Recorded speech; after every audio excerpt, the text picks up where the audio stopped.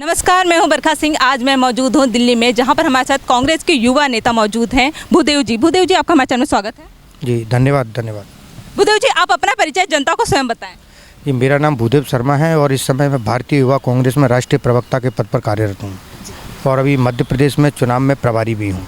चुनाव में प्रभारी हैं, तो आपको क्या लग रहा है इस बार जो एमपी में और राजस्थान में जो चुनाव है विधानसभा का, उसमें क्या आपको कांग्रेस की तरफ से क्या रणनीतियाँ हैं? देखिए, आपको पता होगा कि जिस तरह से 2014 के समय नरेंद्र मोदी जी ने देश के लोगों को जो झूठे सपने दिखाए थे वो आज देश के लोग जान चुके हैं। भारतीय जनता पार्टी किस तरह देश को बांटने का काम कर रही है, देश के लोगों को आपस में लड़वा रही है, चाहे वो धर्म के नाम पर हो या जाति के नाम पर हो, और ये देश के लोग समझ चुके हैं। जिसका उदाहरण आपने देखा कि आज देश के लोग इस नफ़रत के बाज़ार में मोहब्बत की दुकान खोलना चाहते हैं।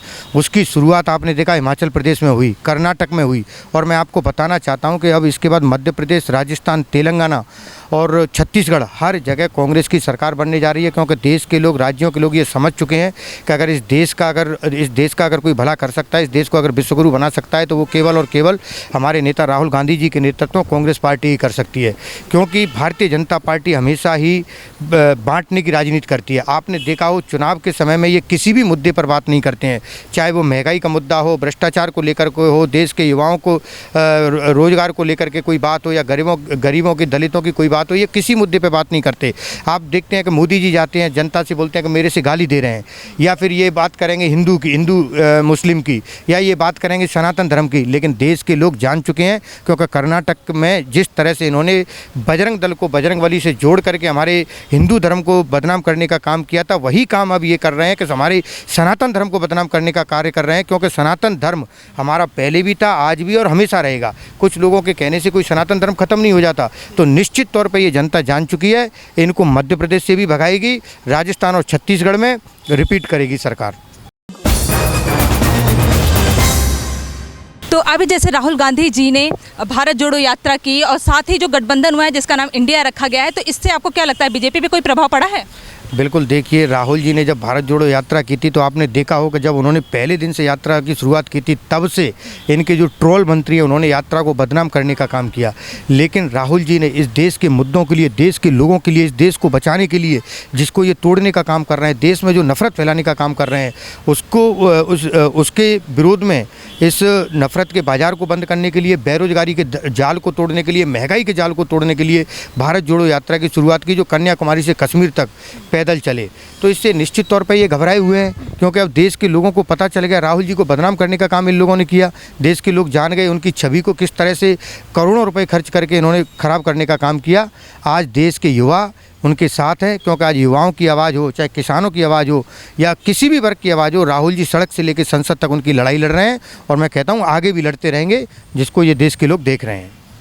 तो जैसे इंडिया जो गठबंधन हुआ है, इस पे आपको क्या लगता है, कांग्रेस पे कोई प्रभाव पड़ा है?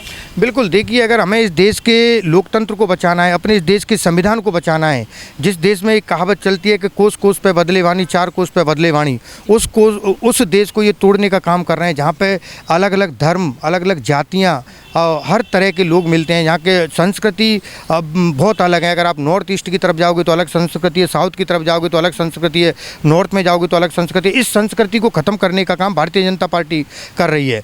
तो आज इसी संविधान को, इसी देश को बचाने के लिए, जिस संसद में आज अभी संसद का नया सत्र शुरू हुआ है, उस संसद की गरिमा को इन्होंने जो ख़त्म करने का काम किया है, उस लोकतंत्र को, उस संविधान को बचाने के लिए राहुल गांधी जी ने भारत जोड़ो यात्रा की, और उसी को बचाने के लिए मैं कहता हूँ कि आज इस देश के जितने भी दल हैं, चाहे वो क्षेत्रीय दल हों या फिर राष्ट्रीय दल हों, उन सब आपस में साथ आए हैं, इंडिया नाम से गठबंधन बनाया है, और निश्चित तौर पर उसकी जीत होगी।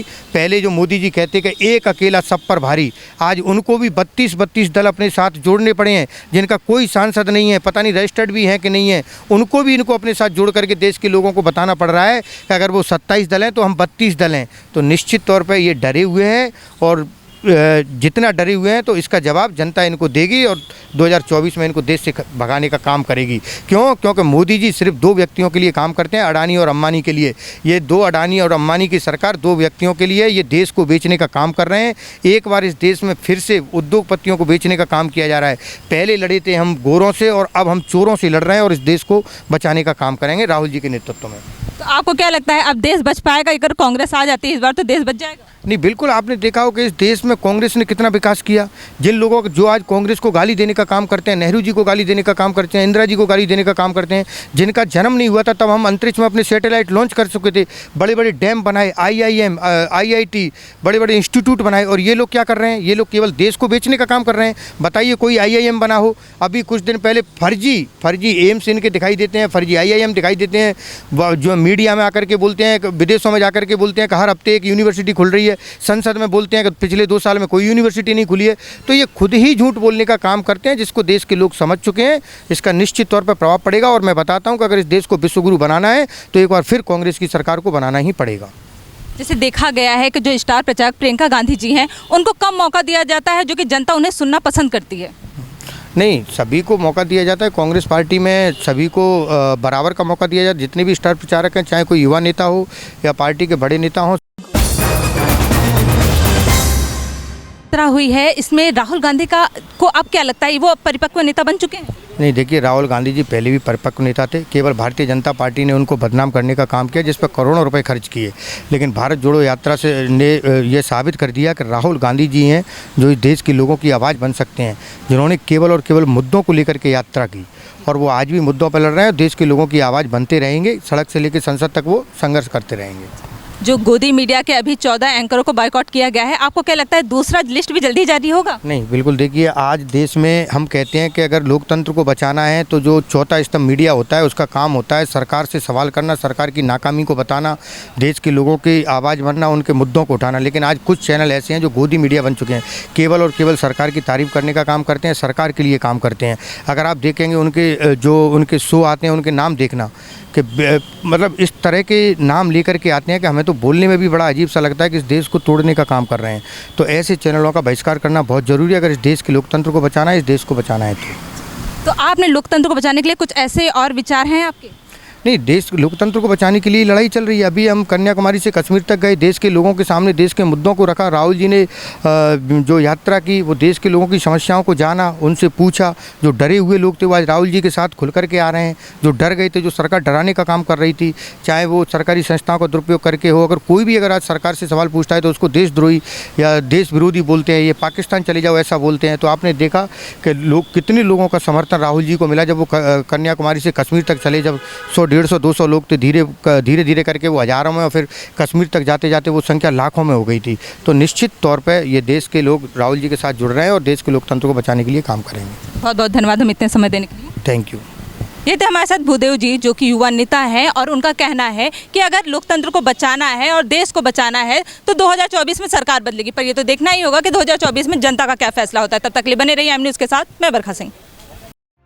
If you like this video, hit the like button and press the bell icon to never miss an update from M News.